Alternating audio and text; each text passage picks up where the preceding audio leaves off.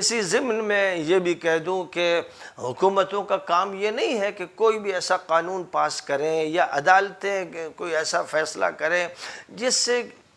ایک بڑے طبقے کو چھیڑا جا رہا ہو، اس کے تشخص کو نقصان پہنچایا جا رہا ہو، اس کے مذہب پر اٹیک ہو رہا ہو، جبکہ اس کی طرف سے کسی کو نقصان نہیں پہنچایا جا رہا ہے، وہ کسی کو اذیت نہیں پہنچا رہا ہے، وہ کسی کو ایذا نہیں دے رہا ہے، تو اس کو ایسی باتوں کا پابند بنانا جس کو وہ پسند نہیں کرتا، جو اس کی چوائس کے خلاف ہے اور جو اس کی آزادی کے خلاف ہے، کوئی بھی ایسا قانون بھی نہیں بنانا چاہیے اور کوئی ایسا فیصلہ حکومت کو نہیں کرنا چاہیے۔ ہر شخص کو یہ احساس ہو کہ بھائی ہم اپنے مذہب کے ساتھ، ہم اپنی تہذیب کے ساتھ اور اپنے کلچر کے ساتھ رہ سکتے ہیں،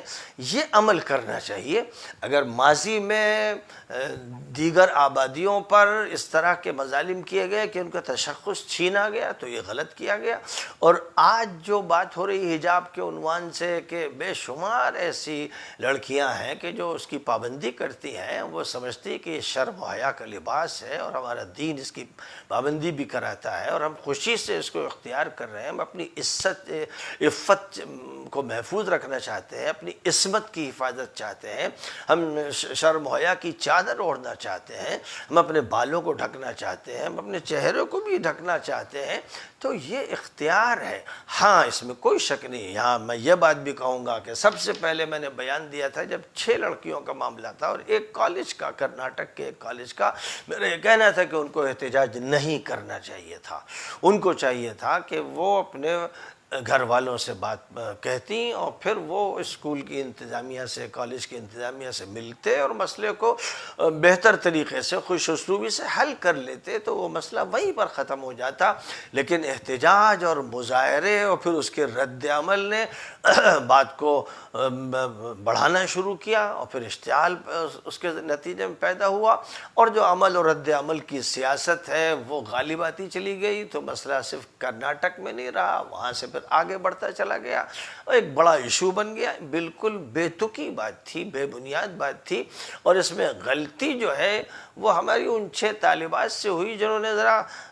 موقف کی سختی دکھائی۔ یہ اس کا موقع نہیں ہے۔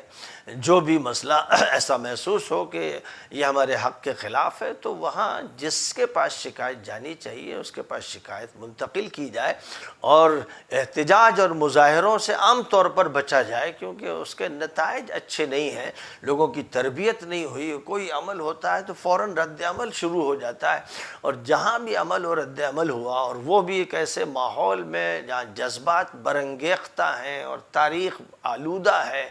اور شکایتیں ہیں، وہاں تو پھر اس کے نقصانات ہی نقصانات ہوتے ہیں۔ اس لیے بہرحال اب اگر کوئی فیصلہ کورٹ کی طرف سے آیا ہے تو اس میں بھی ہونا ہی چاہیے کہ جو ویمنس کالجز ہیں، ویمنس اسکولز ہیں، بچیوں کے گرلس اسکول ہیں، وہاں ہماری بچیاں اندر داخل ہونے سے پہلے اپنا جو بھی برقع ہو یا حجاب ہو اسے اتار کر اندر داخل ہو جائیں، کیونکہ وہاں کا جو عمومی ماحول ہے اس ماحول میں جو یونیفارم طے ہوتا ہے اس یونیفارم میں وہ رہیں، اور اس مسئلے کو زیادہ نہ گرمایا جائے اور نہ اس انتظار میں رہا جائے کہ اب سپریم کورٹ میں جائیں گے تو وہاں سے کچھ ہوگا۔ یہ سب تجربے کر کے دیکھ لیے گئے ہیں، اس لیے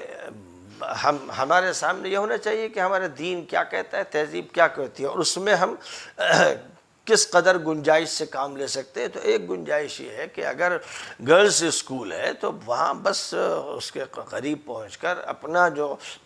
حجاب ہے اگر اتارنے پر مجبور کیا جا رہا ہے تو اس کو اتار کر اندر، پھر جیسے اور ساری بچیاں یونیفارم پہنے ہوئے ویسے یہ بھی یونیفارم پہن کر ہی آ رہی ہیں، تو اس میں ہی کلاس میں بیٹھے اور زیادہ کسی چیز کے لیے اصرار کرنے کی ضرورت۔ لیکن جہاں کو ایجوکیشن ہے وہاں نہیں پڑھنا چاہیے مسلم بچیوں کو، صاف میں کہتا ہوں وہاں نہیں پڑھنا چاہیے۔ جہاں کو ایجوکیشن ہے وہاں مسلم بچیوں کو نہیں پڑھنا چاہیے۔ ہاں اگر یہ ہے کہ باقاعدہ کو ایجوکیشن اس طرح ہے کہ لڑکوں کو الگ بٹھایا جا رہا ہے، لڑکیوں کو الگ بٹھایا جا رہا ہے، ان کو حجاب کی پوری آزادی دی جا رہی ہے اور شرم و حیا کا پورا لحاظ رکھا جا رہا ہے اور اس پر نگاہ رکھی جا رہی ہے کہ کوئی غلط بات نہ ہو، تو وہاں ہو سکتا ہے، کوئی حرج نہیں ہے، ایسی کوئی پابندی عائد نہیں کی گئی ہے۔ نبی پاک علیہ الصلوۃ والسلام السلام مسجد میں خطاب فرماتے تھے، عورتیں ہوتی تھی پچھلی صفوں میں، آگے مرد ہوتے تھے، تو یہ ایک طرح کی کو ایجوکیشن تھی کہ جس میں نماز میں بھی وہ شریک ہو رہی تھی اور آپ کے لیکچرز بھی سن رہی تھی۔ تو یہ نہیں ہوتا تھا کہ ان کا جلسہ الگ ہوگا جس میں نبی پاک علیہ السلام صرف ان کو خطاب کریں گے، وہاں کوئی مرد نہیں ہوگا، یہ کوئی لازمی بات نہیں تھی۔ تو بس خیال اس کا رکھنا چاہیے کہ ہماری شرم و حیا بھی محفوظ رہے اور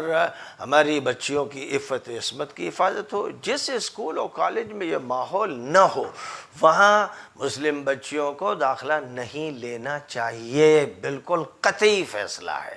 ان کو چاہیے کہ وہ اپنے اسکول قائم کریں، ان کے ذمہ دار قائم کریں، اور اگر نہیں بھی قائم کرتے تو جو ضروری تعلیمات ہیں جس کے بغیر کسی ایک مسلم یا مسلمہ کو زندگی گزارنے کی اجازت نہیں ہے، وہ تعلیم تو حاصل کرنا ہی کرنا ہے، اور اس کے لیے مدارس بھی ہیں اور مساجد بھی ہیں اور گھروں کا ماحول بھی ہے۔ اس کے علاوہ وہ تعلیم کے جس سے یہ امکان نکلتا ہے کہ کمائی ہو جائے گی اور یافت ہو جائے گی اور کچھ چنی ہوگا اور چنا ہوگا، اکثر و بیشتر دیکھنے میں آ رہا ہے کہ